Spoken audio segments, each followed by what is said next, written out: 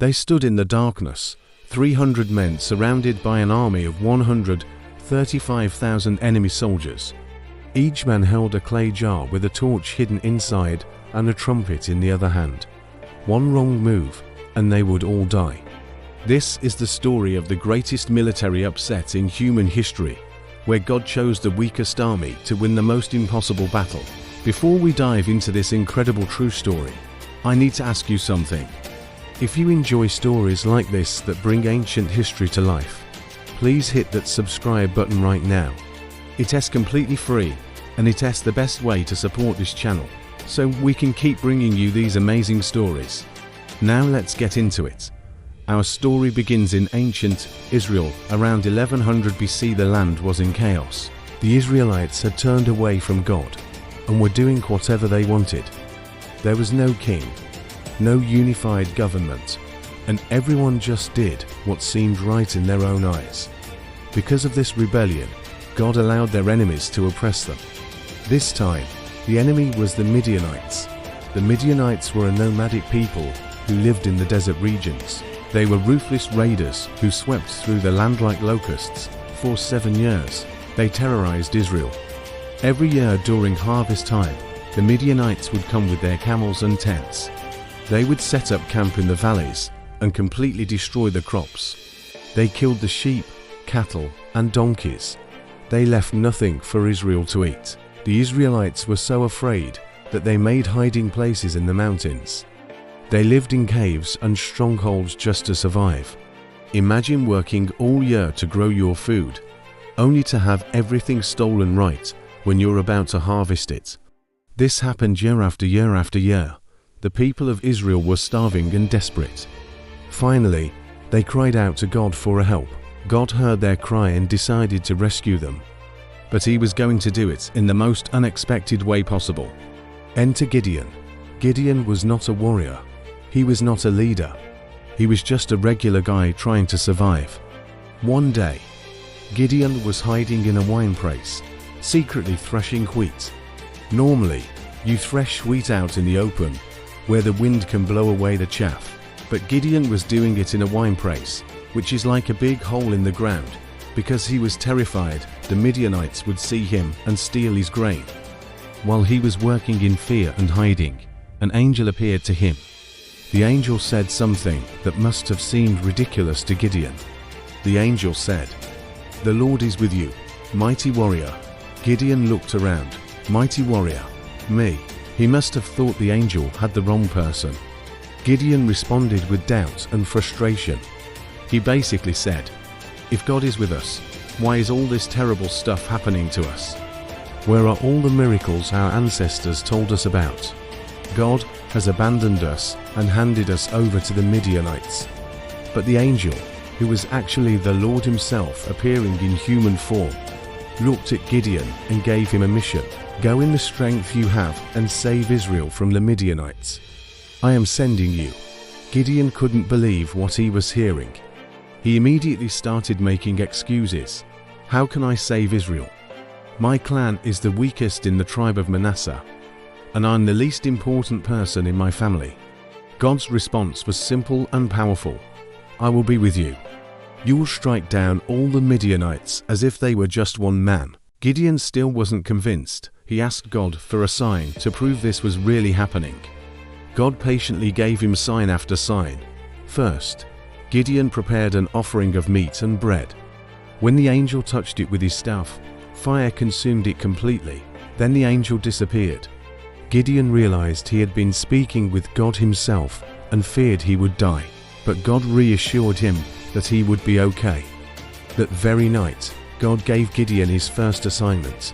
It wasn't to fight the Midianites yet. It was to tear down his own father's altar to the false god Baal and cut down the wooden pole dedicated to the goddess Asherah. Then he was to build a proper altar to the Lord and sacrifice a bull on it. This was dangerous. The whole town worshipped Baal. If they found out what Gideon did, they would kill him. So Gideon took 10 servants and did it at night. The next morning, the townspeople woke up and saw what had happened. They were furious. They demanded that Gideon's father hand over his son, so they could execute him. But Gideon's father, whose name was Joash, surprised everyone. He stood up for Gideon and said, "If Baal is really a god, let him defend himself. Someone tore down his altar, so let Baal deal with that person."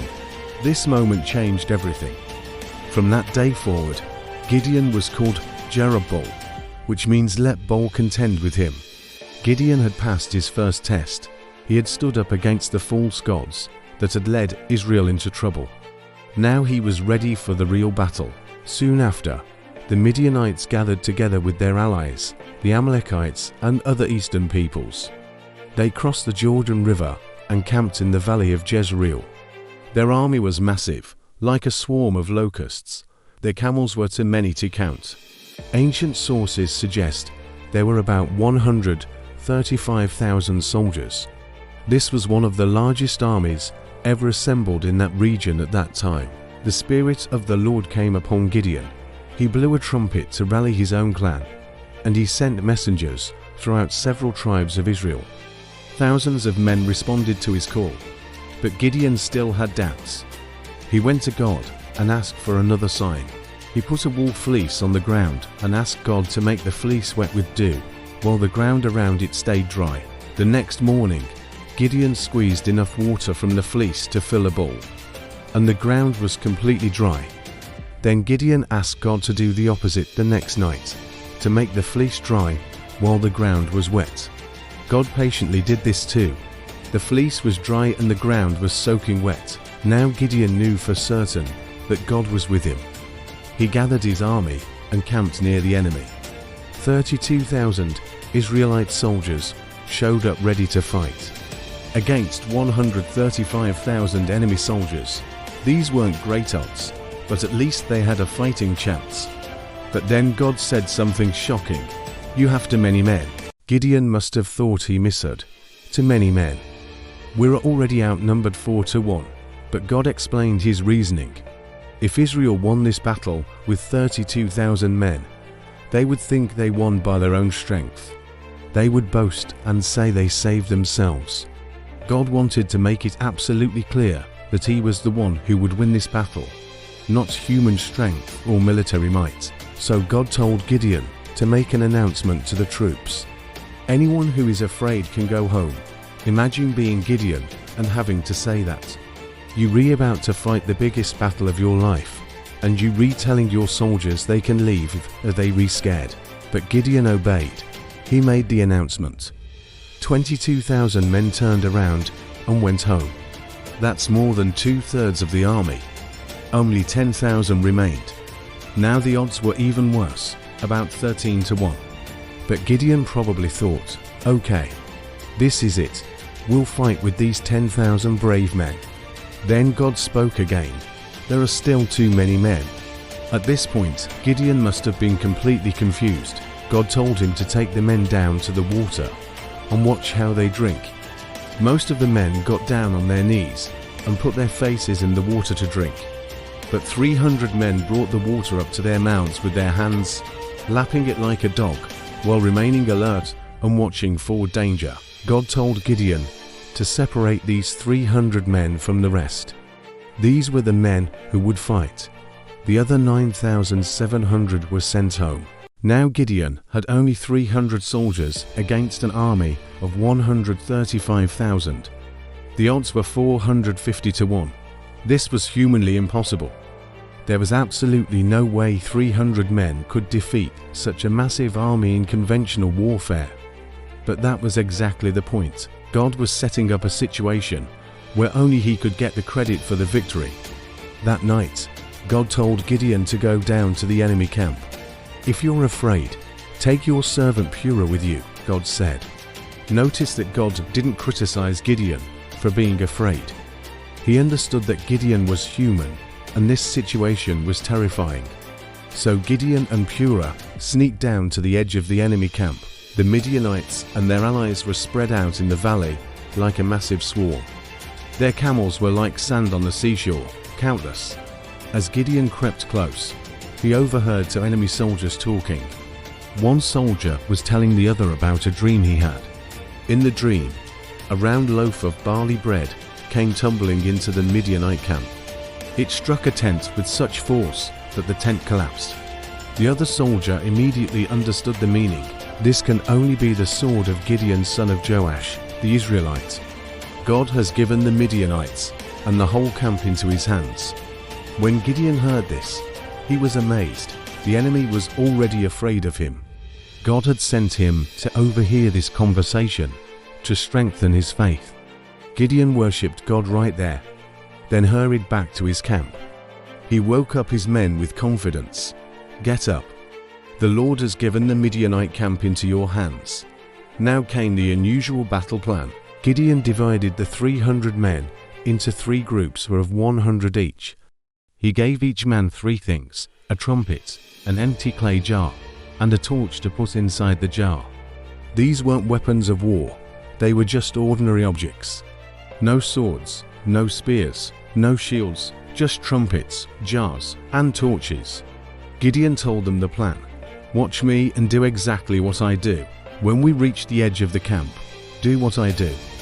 When I blow my trumpet, everyone blow yours too and shout, 'For the Lord and for Gideon.'" It was the middle of the night. The 3 groups positioned themselves around the enemy camp on different sides. This was right after the changing of the guard, so the new sentries had just taken their positions and were probably still getting alert. Gideon and his 100 men reached their position at the edge of the camp. At his signal, all 3 groups acted at the same moment. They blew their trumpets, they smashed their clay jars, the torches blazed bright in the darkness all around the camp, and they shouted at the top of their lungs, "A sword for the Lord and for Gideon." The effect was instant and dramatic. Imagine you're a Midianite soldier sleeping peacefully. Suddenly you're jolted awake by the sound of 300 trumpets blaring from all directions. You see hundreds of torches surrounding the entire camp. You hear shouting and battle cries.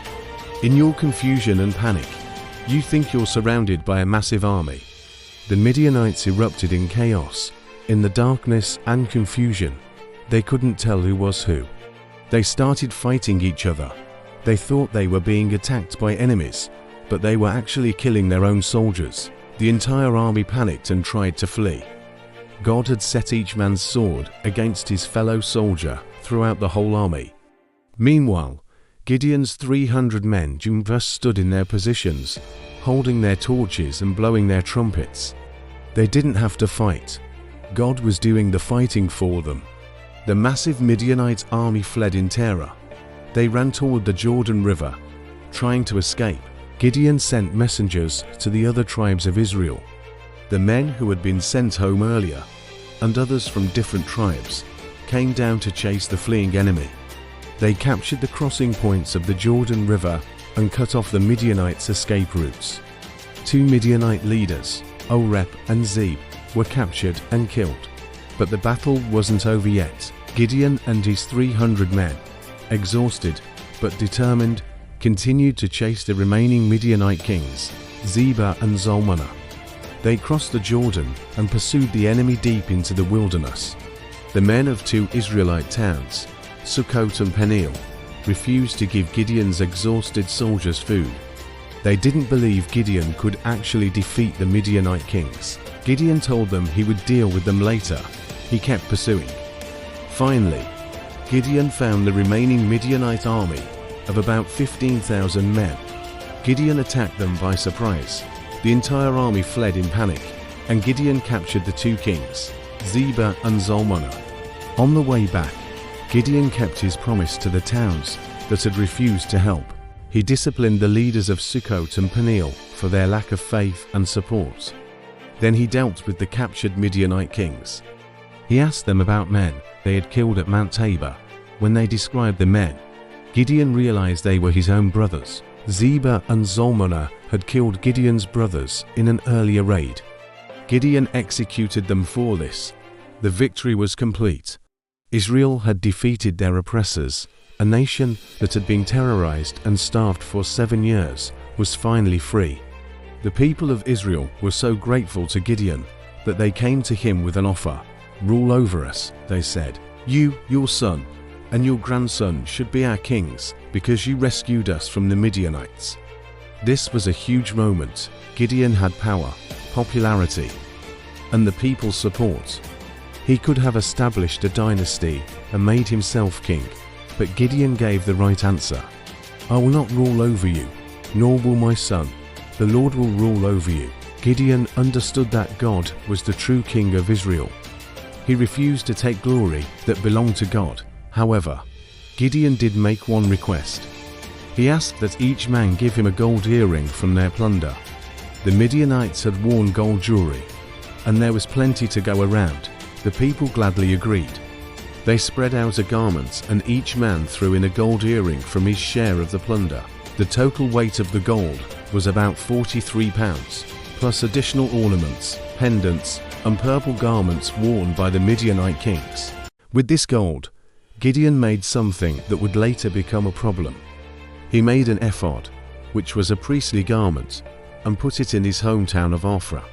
His intentions may have been good, perhaps to create a memorial of God's victory, but the Israelites began to worship it like an idol. It became a snare to Gideon and his family. This shows us something important. Even great victories and faithful leaders can make mistakes. Even after experiencing God's power so dramatically, people can still fall into wrong worship. Despite this later mistake, the immediate result of Gideon's victory was peace. The Midianites were completely subdued and never bothered Israel again. The land had peace for 40 years, the entire rest of Gideon's lifetime. The fields that had been raided every harvest for 7 years could now be farmed in safety. Families could keep their sheep and cattle without fear. Children could grow up without hiding in caves. All because 300 men trusted God with trumpets and torches. So what can we learn from this incredible true story? First, God deliberately chooses weakness to display his strength. He reduced Gideon's army from 32,000 to 300, not to make things harder, but to make it absolutely clear who deserved the credit. When we feel weak or inadequate, we're actually in the perfect position for God to work through us. Second, God is patient with our doubts and fears. Gideon asked for sign after sign. He was afraid and uncertain. But God didn't reject him for this. Instead, God patiently reassured him and even told him to bring a friend if he was scared. God understands that we're human. Third, obedience matters more than ability. Gideon wasn't the strongest, bravest, or most qualified person. He was literally hiding in a hole threshing wheat.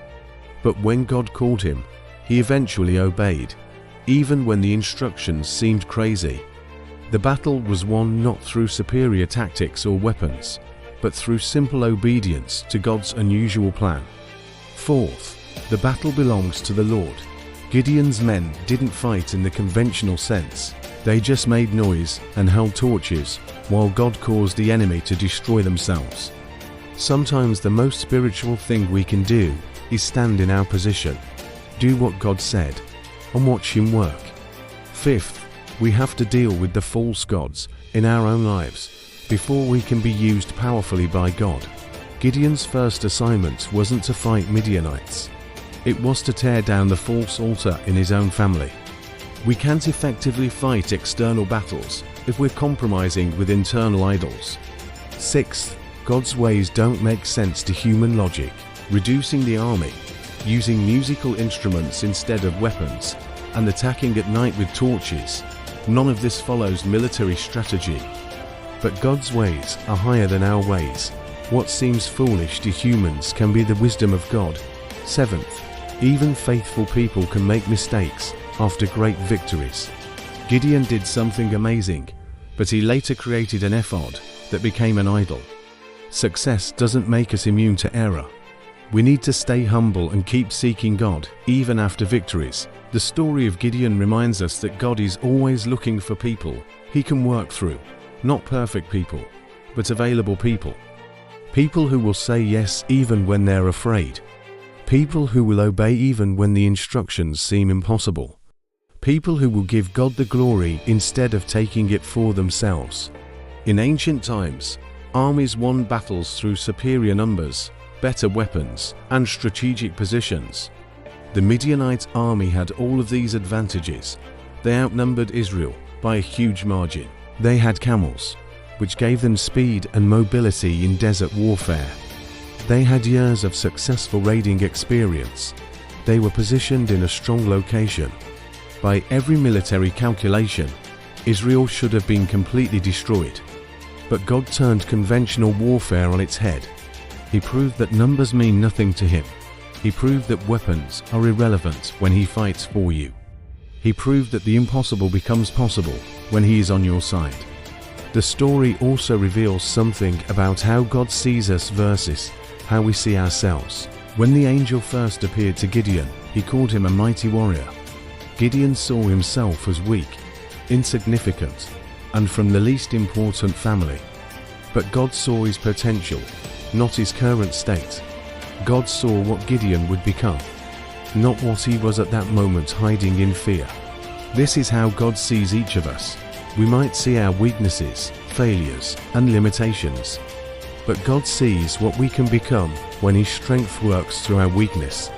Another fascinating aspect of this story is the number 300. Why exactly 300 men? The Bible doesn't explicitly say, but there's significance in this number. It was small enough that victory would clearly be from God, but large enough to surround the enemy camp in 3 groups and make enough noise to create panic. It also required faith from each individual soldier.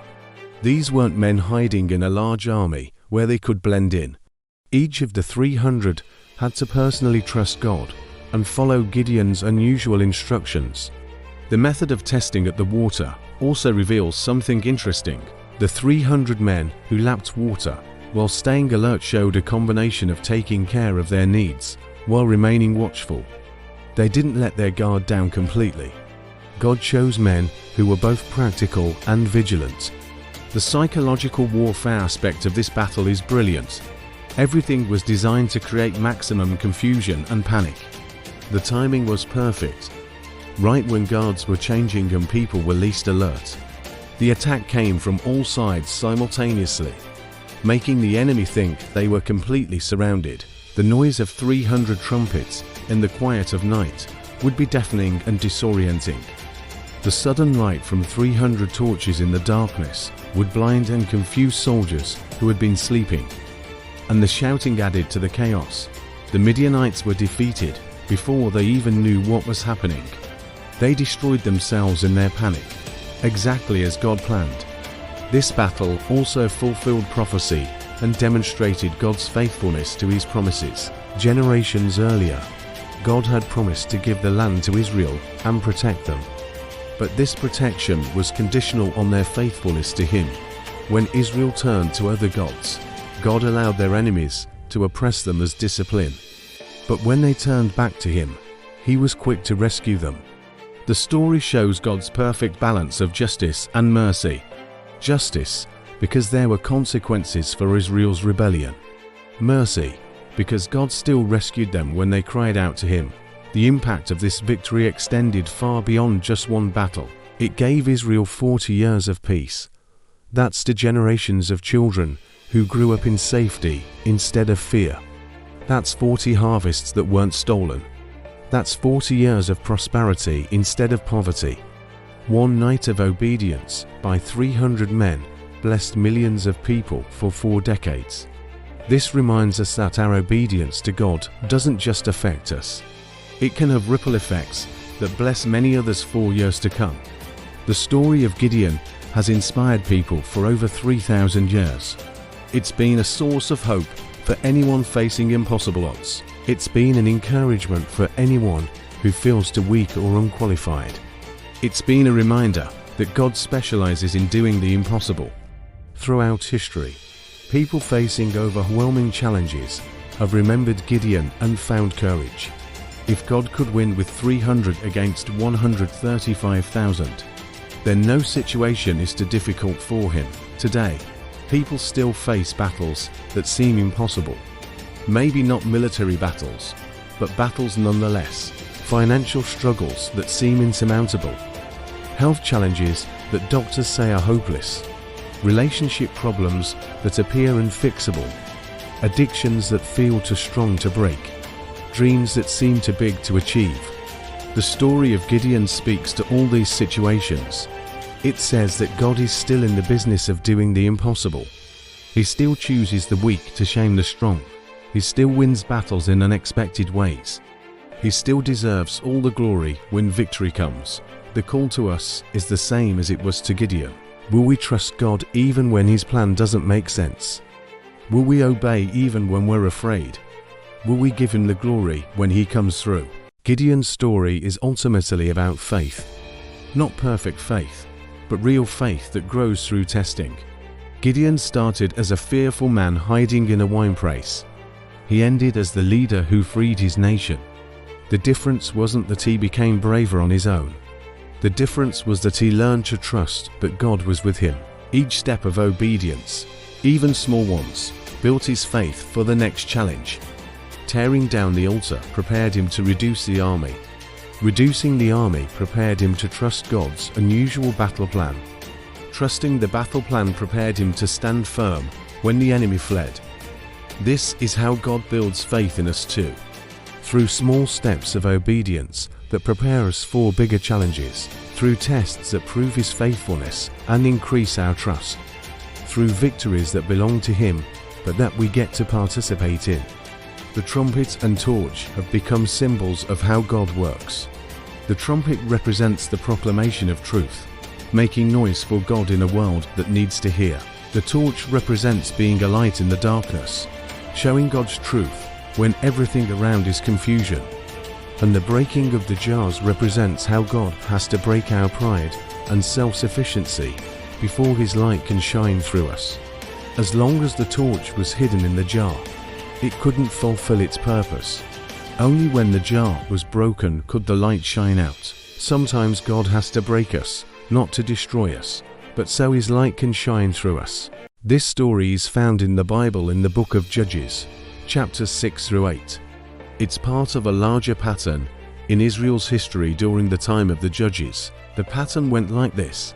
Israel would serve God and experience blessing. Then they would turn away to false gods and experience oppression. Then they would cry out to God, and He would raise up a deliverer. Then there would be peace until the cycle started again. Gideon was one of these deliverers, called Judges. His story is one of the most dramatic and detailed in the entire book. Archaeological evidence supports the historical reality of this time period.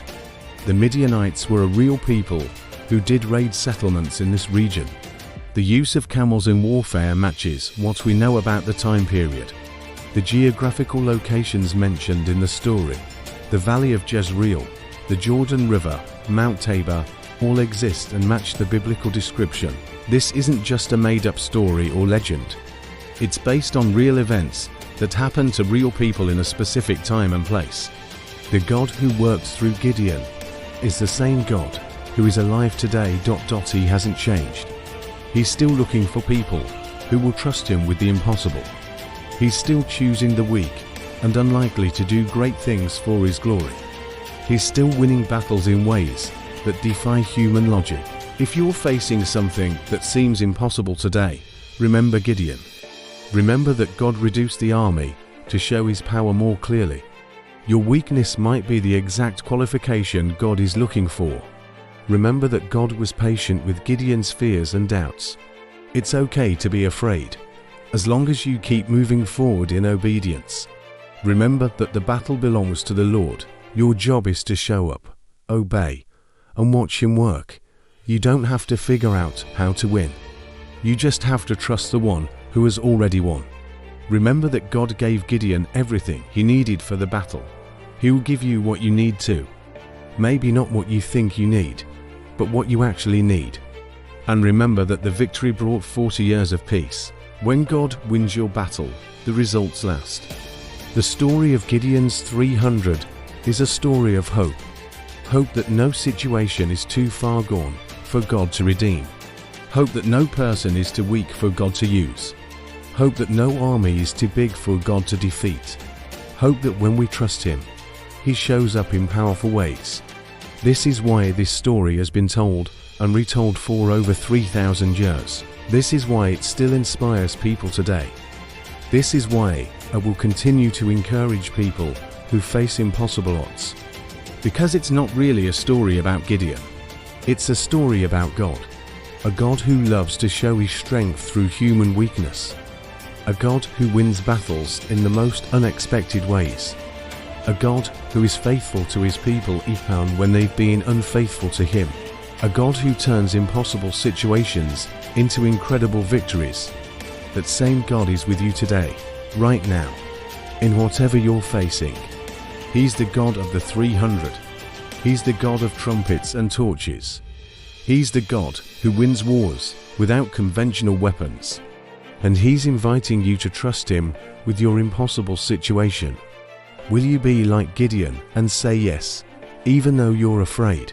Will you obey, even when the instructions don't make sense? Will you stand in your position and watch God fight for you? Will you give him all the glory when the victory comes? The choice is yours. But if you choose faith, you'll discover what Gideon discovered. That God is more than enough. That his presence is the difference between defeat and victory.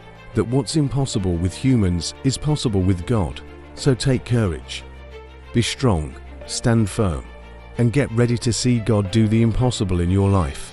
Just like he did with 300 men, some trumpets, and some torches on a dark night over 3,000 years ago.